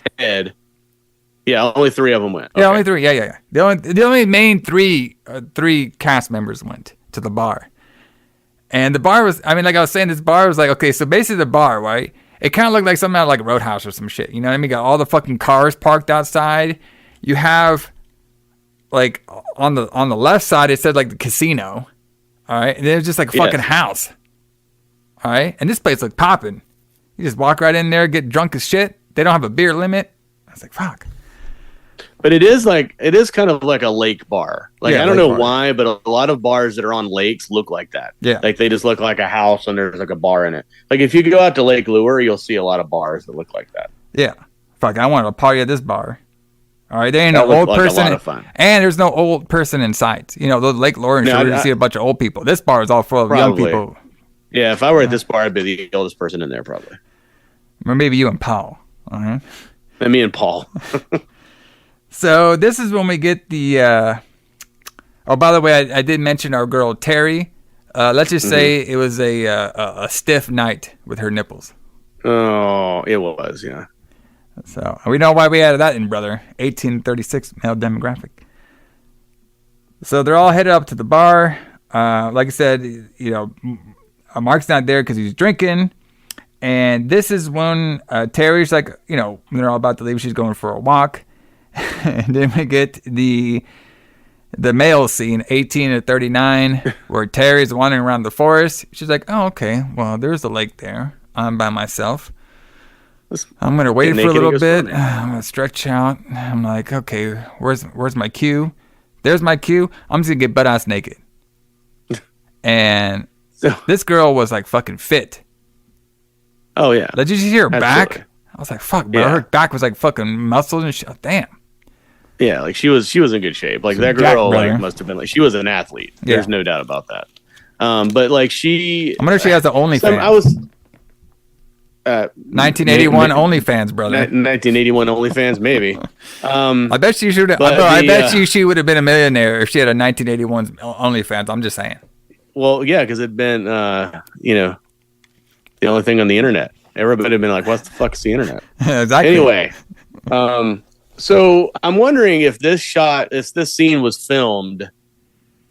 The scene with her swimming naked was filmed because they had to get rid of the scene with Marta Kober being nude, or if it originally had 2 nude scenes in it. And they could have had 2 because you know it made sense why Sandra was nude because later on she'd be getting it on. So yeah, but this scene, like, it's almost like as soon as Terry's character appears in the movie, I'm immediately like, okay, this girl was hired to get naked. Oh yeah, duh. Like the only reason her character was written into this movie and that she was hired in this role, was so that they could have this nude scene. Yeah, I just told you the 18 to 36 male demographic, brother. All right, it's still a thing in 1981. Don't tell me it wasn't. Oh no, it more so is even then than now. Yeah. So during all this stuff, while she's swimming naked, Mark is arm wrestling Jeff. You know, we're showing that crew's there. She's out there. Terry's out there on her own. So also too, you know, Sandra is telling she's telling Jeff not to wear himself out because, you know, she's looking for that sex, brother. Okay. Yeah. So we're out there, and then like, so the flirtation between Mark and Vicky is a little weird. Because she's like, oh, okay, I hope you don't wear yourself out either, Matt. He's like, well, I'm in training. I won't do that. And then he's like, okay, we could play this game here. And it's like some sort of like old school 1981 like Game Boy looking game thing. Yeah. And then Mark says, you know, which one do you want to play, the football or the hockey? The hockey one. All right. And then he's like, well, what are we playing for here? And she's like, I want to play for position. Oof. Oh, okay. Shit. And it's like he's still catching on. Like he hasn't figured it out yet. Yeah, I didn't figure it out yet. He's like, okay, wait. Is she flirting with me, brother? All right. So we have Scott, our boy Scott. All right. His way of flirting is, I'm going to take this girl's clothes. That's his flirting, brother. I'm going to steal her clothes. Exactly. Yeah. And she gets out there. Eventually, like, gives her some clothes back. And then she's like follows Scott, like they're like chasing each other. And then Scott gets caught by the rope, like he got like caught in like a rope trap. The thing that holds him upside down. Yeah, and they think it's Ted. But then, right? Did it say it's Ted or does it say it's Paul? No, I think it's Ted. Right? It's Ted, yeah. It's Ted and his practical jokes. but it's not probably. Well, no, it's Jason. We already know that. Well, Jason comes along, but yeah, it was probably Jason's trap. But unless it could have just been Ted that set a trap and then Jason came on and killed him. I mean, it's possible too. But it's probably Jason. So, Scott's freaking out now. Wants Terry to go get a knife to get him down. She's like, well, maybe I shouldn't because you're a pervert. It's just like, and then she eventually goes and gets the knife. And while she just leaves, like Jason literally just comes up, machete, cuts his fucking throat. I was like, oh shit, okay. Just walk on by. Cut his throat. So there goes our boy Scott. So it's like body number 2. Mm-hmm. Yeah, because he's the first counselor that died out of this crew with Scott. Well, yeah, if you don't count Adrian King dying at the beginning. Yeah. He's the first counselor out of this crew that's died. Yeah, out of this crew. Yeah. Yeah. So now Terry, she's looking. Lights are going off. She finds a pocket knife. She goes back to Scott, turns his ass around. He's dead. She freaks out, and apparently she got axed in the head, even though we didn't see it. It was just like a quick cutscene. So we're at the, so she's dead too, so that'd be body number 3. All right. So we're at the casino party. All right. And they're all drinking. I saw that. They're all drinking Budweiser, brother. So we're bringing the Budweiser back from the first movie. All right. And we threw a couple Heinekens in there. All right. They were drinking a shit ton of Budweiser and Heineken, brother. There was like a fucking mountain full of that shit there. Yeah, I bet Heineken in the 80s was like a really high class beer. Oh yeah, definitely, probably. It was imported. It was probably, craft beer didn't really exist much. Yeah. So I bet you Heineken was like a really high class beer. I like Heineken. It tastes pretty good. It's not bad. I'm not shitting on Heineken, but like a lot of a lot of 80s bands drink Heineken. Yeah. So Jeff Hanneman from Slayer was famous for loving Heineken. But I bet you that that was a really high class beer. You had Budweiser and you had Heineken probably. So apparently our boy Ted thought he was like Playboy because like, oh yeah, the fucking bartenders flirt with me. I was like, no, she wasn't. All right, don't flatter yourself, Ted. That's what I would have told his ass. So this is when we get. So they're kind of like how long do you think they've been at this bar? 30 minutes? They're already fucking drunk. So I think they've been there a while. Yeah. So Paul, I thought they'd been there a few hours. I mean, it's possible. No, maybe an hour at the most. Okay. So Paul and Gina, they start talking, and Gina brings up Jason. All right. And then, basically Paul's was like, no, Jason, he's just like a legend and stuff. But she's like, well, what if he's real? What if he actually is real? All right. And then she starts giving us more of a plot of Jason, and she nailed it straight on. She's like, can you imagine if Jason is real? He's been living out in the forest for this whole time. He's like a grown man living out in this forest the whole time. And what would that do to a person? And that thing that drove him the craziest was seeing his mom's head being chopped off. Just think what that happened to a man. You know what I mean? It's going to make him go insane and kill people and stuff. And I was like, okay, so, that makes sense. You see your mom getting killed by somebody to make you go insane. What about your mom killing like fucking hordes of people? All right, did that not? But he may not even know about that. I guess maybe he didn't know about that. It's true. Because she really only killed those 2 people in 1958. Well, no, then she killed all the people in 1980. Well, but that just happened though, by 5 years before this. Yeah. Well, Jason. So maybe he doesn't know about. They're saying so. Gina's thinking that Jason is a spirit or a guy still out there. And he is traumatized by his mom dying right in front of him, even though I guess he had to be a good amount of feet away. So now he went so insane that he channeled the rage that his mom had, and now he will start killing people that comes on his territory. Yeah, but that doesn't make any sense because if Jason was there when she died and knows that she's dead, which obviously he does because he collected her things. Shall we say, why would he not make himself known to his mom before this? Well, no, that's my theory though. Like he knew. Well, your theory fits it, but the movie's theory doesn't really. Well, in that aspect. Yes. So my thing, they don't really have a real reason. For they don't fill in that gap. I think my filling in the gap of Pamela knew that her son was alive, but she didn't vision that person as her real son. So that's why she kept him hidden, and she was killing everybody there so they wouldn't find him. So her son is dead because that's not her son anymore. It's like the Obi-Wan Kenobi thing, right? Yeah, well, yeah, it really is Jason, but by him drowning and getting back to life, it like mutated him into some Hills Have Eyes creature. So she's like, well, that's not really my son anymore, but I don't want people to find him, so I'm going to kill everybody that comes here. Because this... Right, but it's like a psychological it's like it's like in Star Wars, right? When Luke asked Obi-Wan what happened to his father, and he said his father's dead, but then it turns out that his father's actually Darth Vader, and then Obi-Wan basically says, well, he's dead to me. Yes. Yeah, so it's almost exactly like that. Yes. Yeah, it's the Obi-Wan Kenobi. Yes, Pamela is the Obi-Wan of Friday the 13th. Exactly. Right. So just like we are sometimes, Paul calls us and Gina drunk for coming up with these theories. Apparently, he's like, he's just a legend, brother. All right. So now we have Jeff and Sandra. They go to fuck. All right. Vicky is now still flirting with our boy Mark. All right, and then she asked the dreaded question, hey, what happened?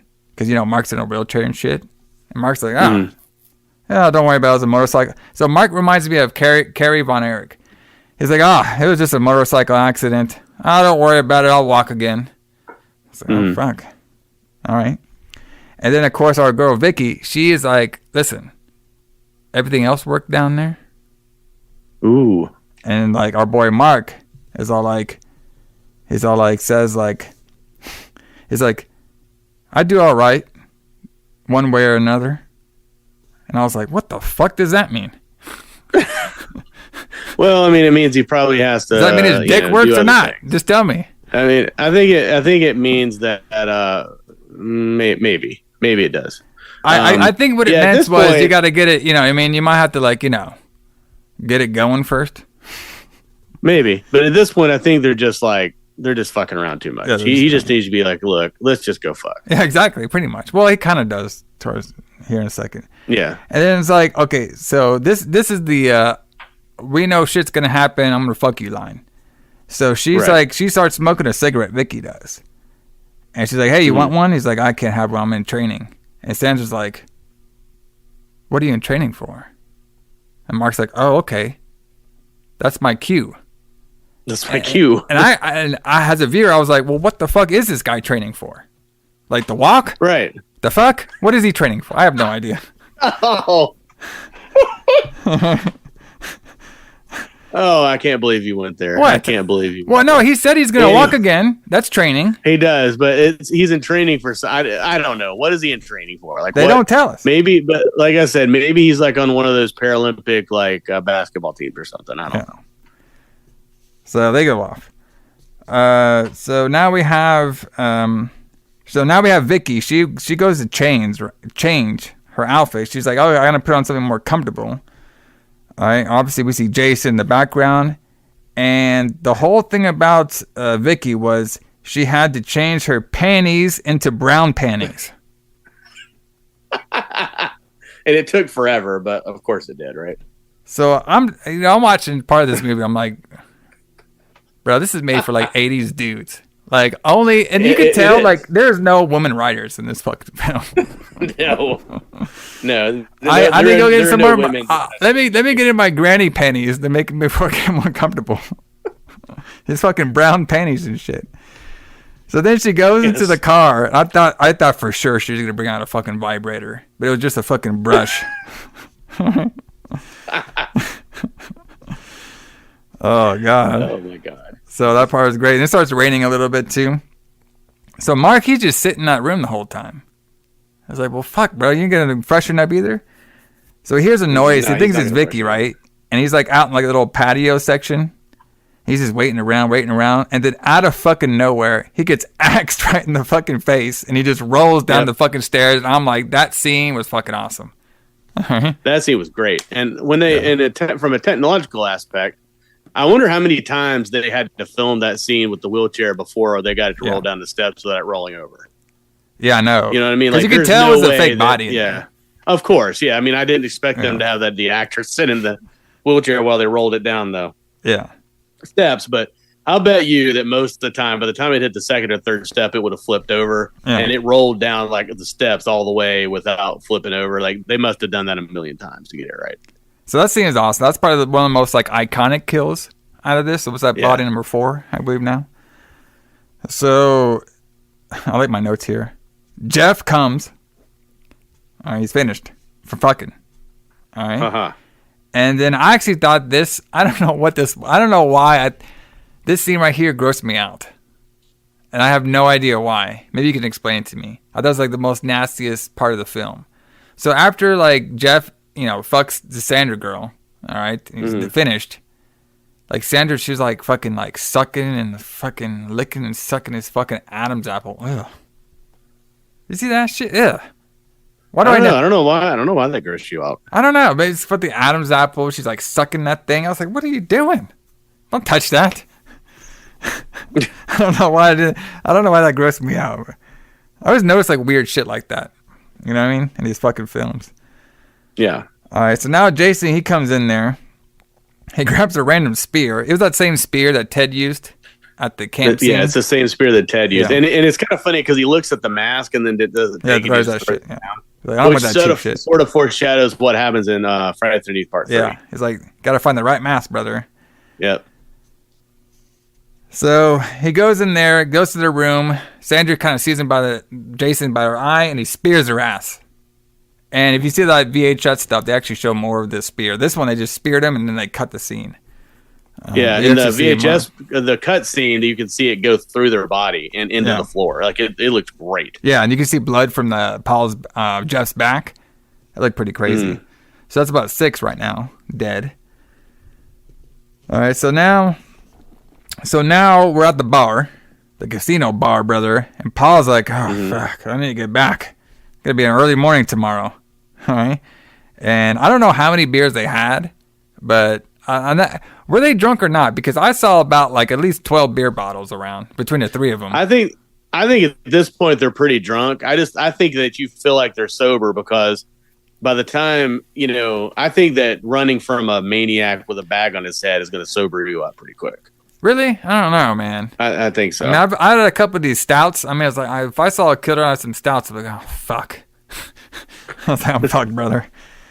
So apparently our boy Ted, he's going to stay behind because he's going to try to find some after-hours club to go to. Yeah. And that's the last time we see. How useless was this fucking Ted character?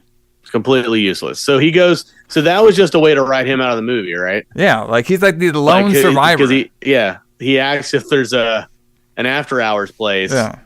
And then the guy's like, yep. And then we never see Ted again. Yeah. They should like make a movie about all these people that went to the bar and then survived. Yeah, I know.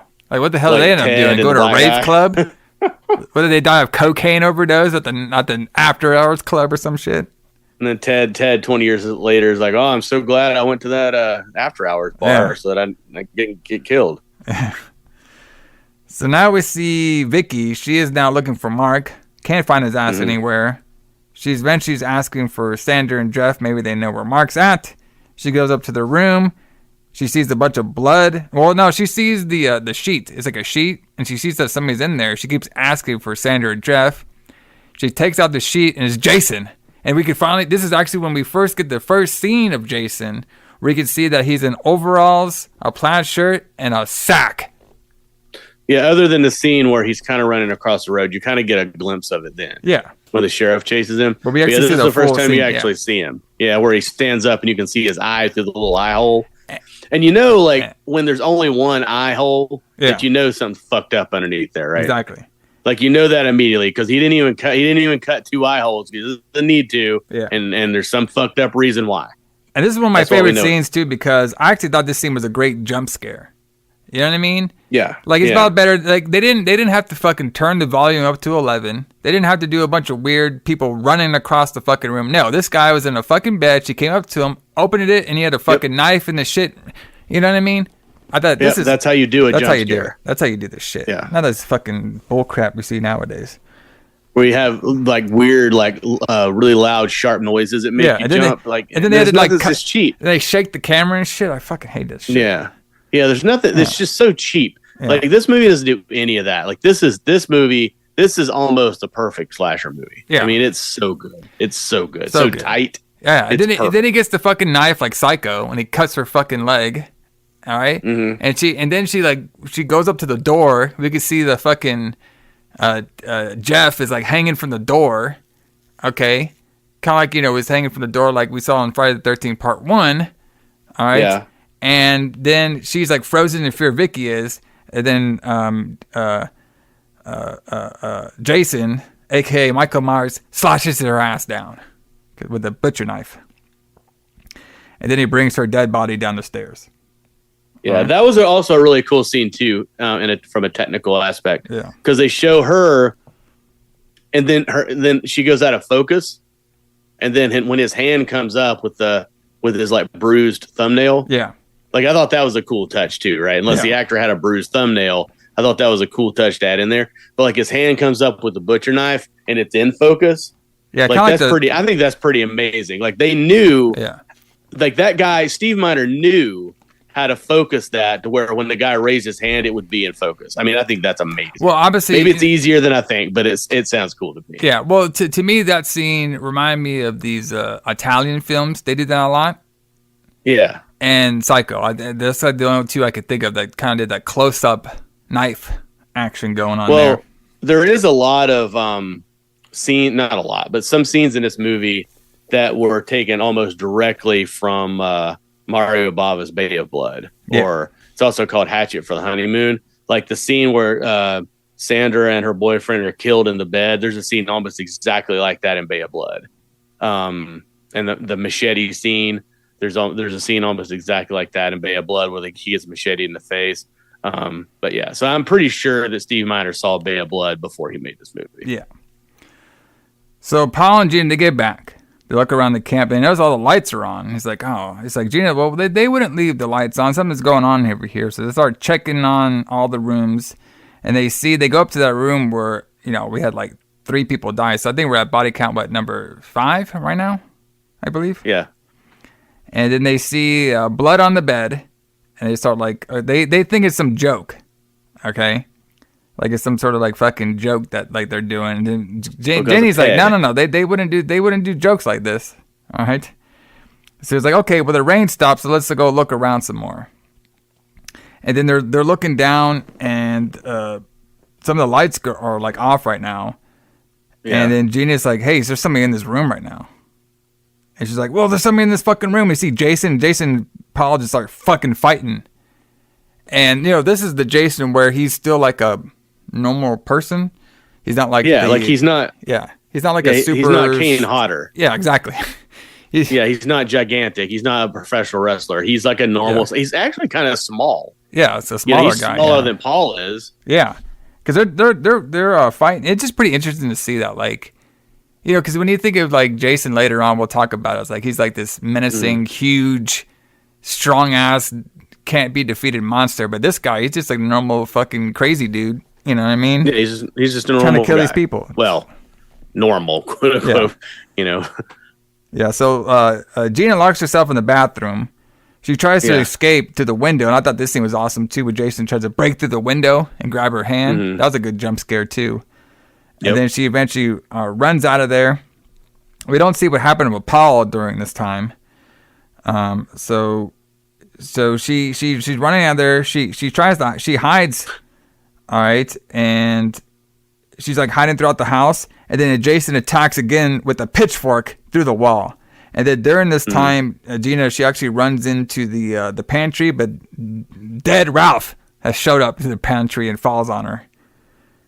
All right, and then this part I thought was very interesting. So Gina, she goes to her car, and of course the car won't start because we're showing that trope that I said about earlier. The car's not starting. And Jason's breaking through the car with a pitchfork in his hand. Pretty cool scene. Yeah. The only thing I don't like about this scene is it doesn't make any sense. Like, I mean, it does from a movie standpoint where they shoot it inside the car, and then he's on the because he kind of pops up in front of the window and looks at her for a minute, and then he just kind of disappears.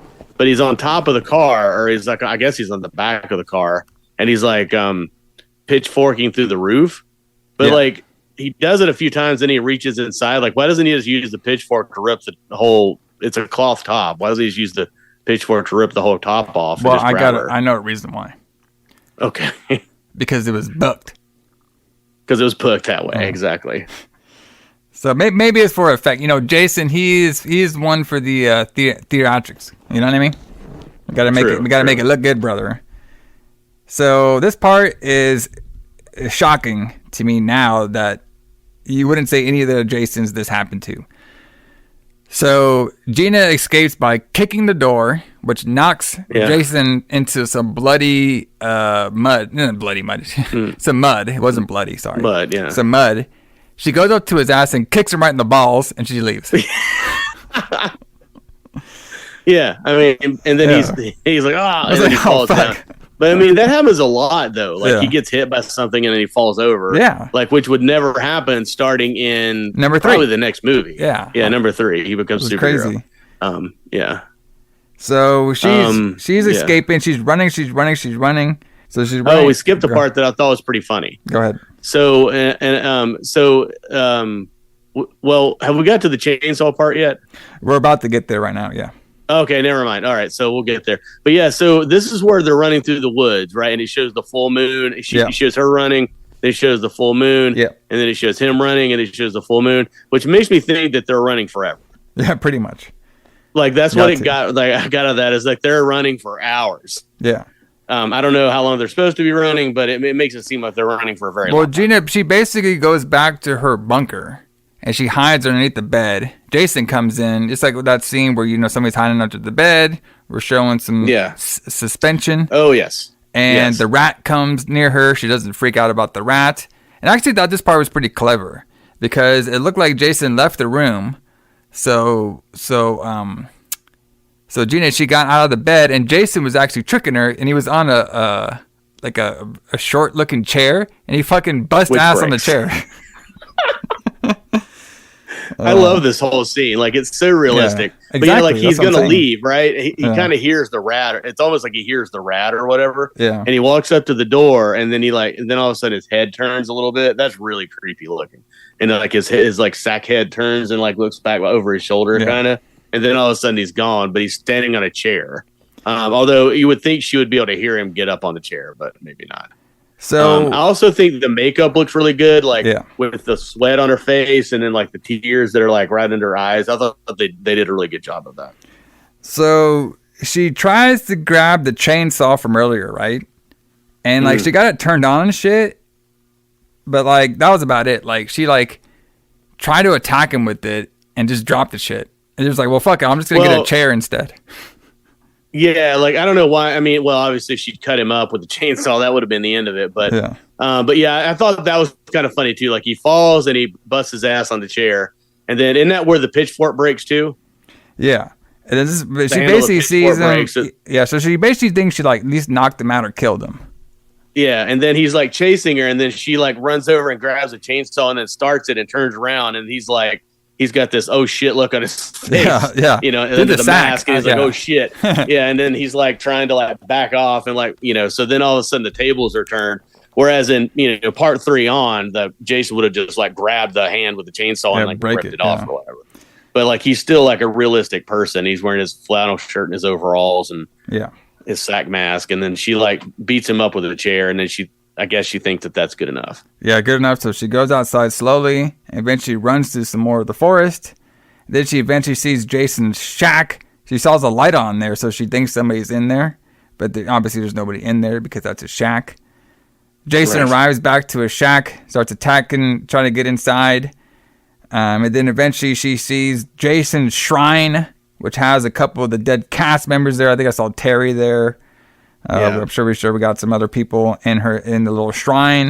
And the shrine is basically the dead mom's head, Pamela, and her sweater is there. Okay. And actually, this is pretty clever. So Jason's trying to get inside. Gina's like, all right, well, my fucking theory was spot on so far. So what I'm going to do is I'm going to put on Jason's dead mom sweater, and I'm going to pretend like I'm her. because he can't tell the difference because he's insane, and I'm going to calm his ass down and kill him.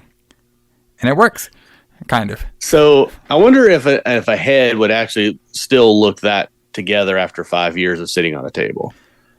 Well, you know, sometimes he puts like some cream on it. You know what I mean? To make it not decay so much. Yeah. So when he goes down to the local Kmart, he's not in full Jason gear. He buys the cream there.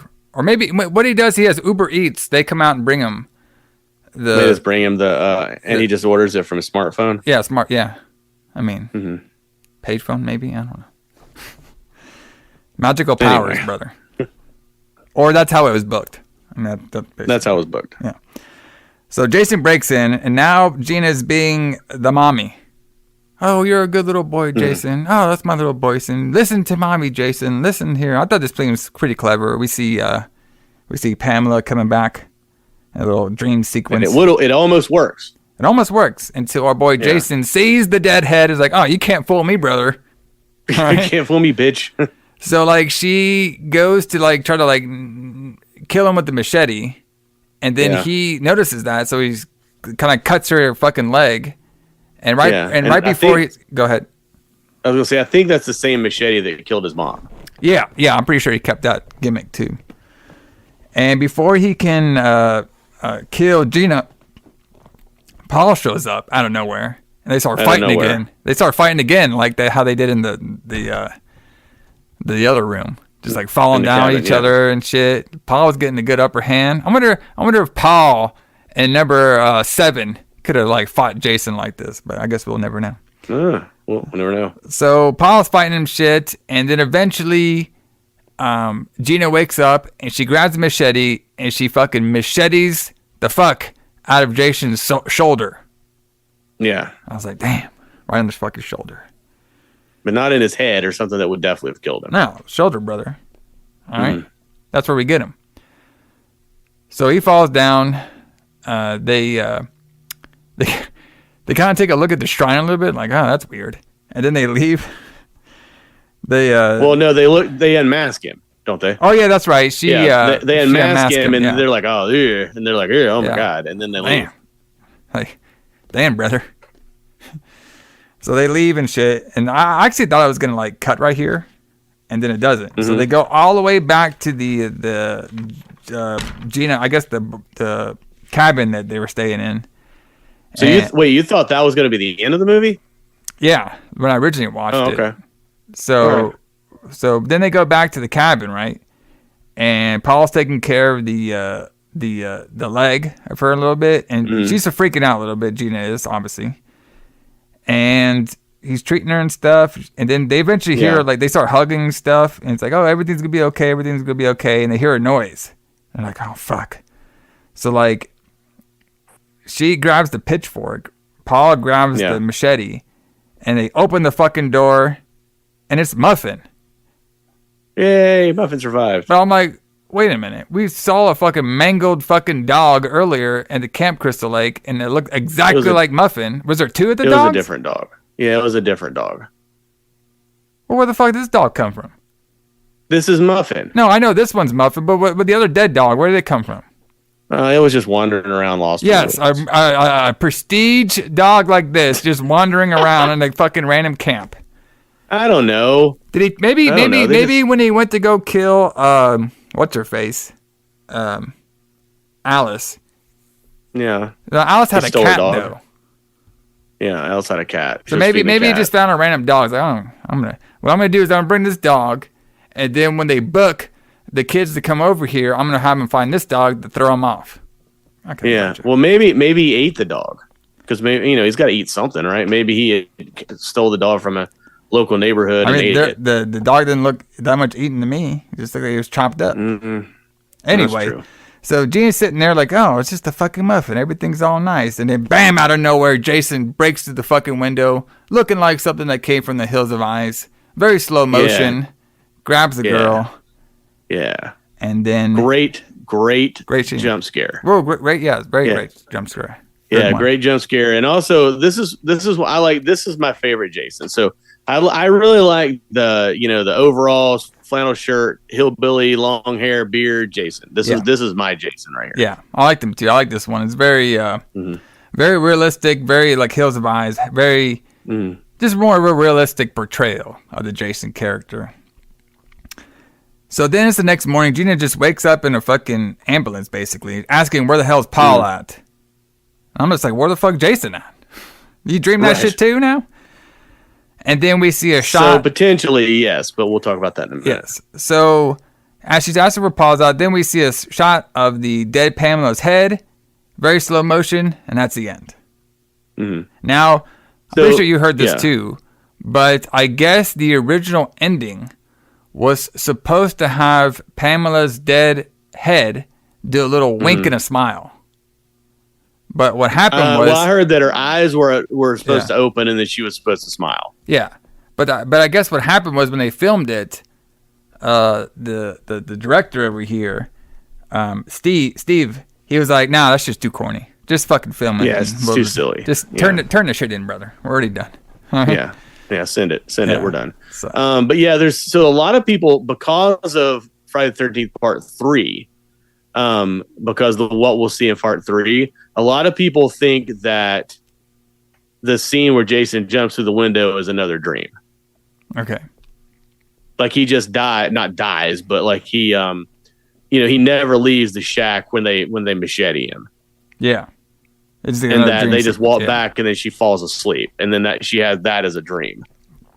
Well, maybe this Jason is the birth of the immortal Jason.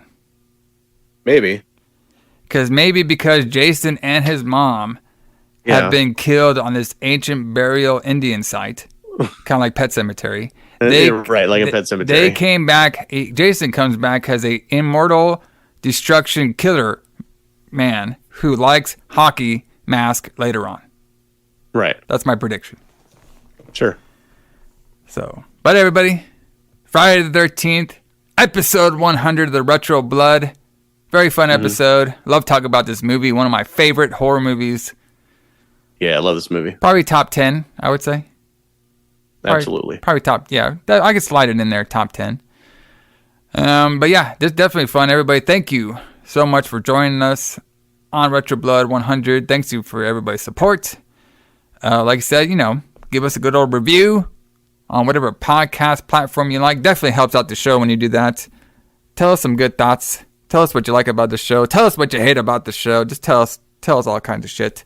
Tell us all kinds of things. Come to the Instagram. Come to Instagram. Join it. The Instagram is official_retroblood_pod. We got the Facebook, and everybody check out the YouTube page where I got all the Retro Blood Bites, which is a little clips from the show, and I got the Retro Blood Shorts, which have been very popular, which I'll be coming back with more for this month too.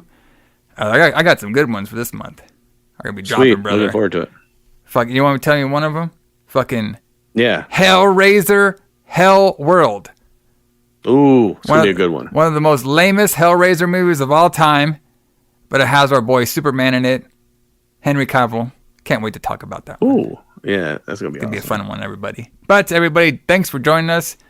Come and check us out next week, as we're gonna be talking all about Friday the 13th, Part 3. That's going to be a fun one. Oh, yeah. It's going to be a great one. We finally get the iconic Jason mask. We get to figure out how our boy Jason became the iconic character he is known nowadays in that movie. So That should be very fun. But Allison, what are we going to be playing our 100th episode outro? What music should we be playing? Obviously, it's going to be something from Ozzy. What should we be playing from Ozzy? Oh, man. Let's... Even though Crazy Train would probably fit Jason a little bit better, let's end the show tonight with Flying High Again. Ooh, Flying High Again, brother. Okay. Because, when Jason was flying out of that fucking windshield, he was thinking about getting higher there too, brother. We actually didn't have a lot of weed references on this Friday the 13th just part the one 2. Just the one where Vicky was trying to have sex with the wheelchair guy. Yeah, Mark. Yeah, but that was a cigarette. Mark, yeah, I wasn't no fucking weed. I don't think so. I think that was a joint. It kind of did look like a little bit joint. So maybe she was trying to get high, see if that little Mark would stand at attention. We will never know, though. We never know if it's going to work out good enough for him or not. So, but everybody, check us out here next week. Friday the 13th, part 2. Instagram, Facebook, YouTube. Check us all out. Give us reviews. And we will see you next time on The Retro Blood. See you guys.